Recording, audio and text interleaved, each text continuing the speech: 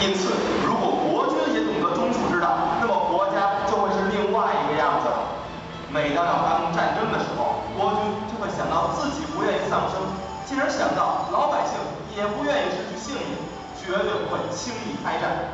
齐国的管仲帮助齐桓公治理国家，齐国也因此成为了第一强国。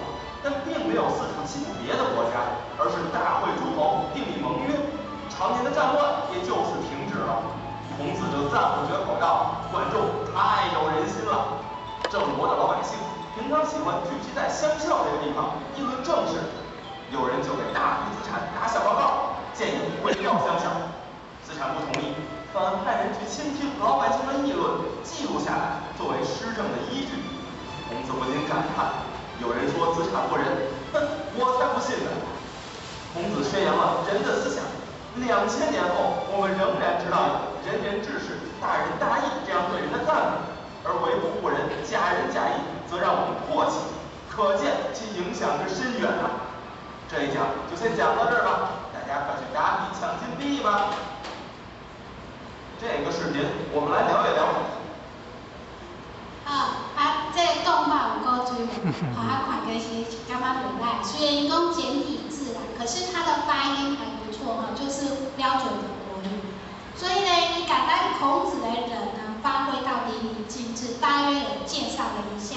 所以咱来用人做基础，咱会讲咱的人安那有道就会水，生活有水，你的生活、你的家庭就会水，家庭的水呢。用这个做基础的时阵，你这个社区嘛会水，所以呢，用神来来点醒咱的水搁过来咱看孟子的美学，孟子的美学伊就讲第一个是自然的水，水在伫迄个生玫瑰花、兰花足水路边的小花呢，伊嘛袂感觉伊无水啊，伊嘛伊点现伊的水啊，对无？伊袂因为无人甲欣赏，伊就袂水。所以自然的水是做自然的典范。地形的水咧，你平常时也帮助人，人会讲你这个人做文啊，做自卑心，这嘛是典现你的地形的水哦。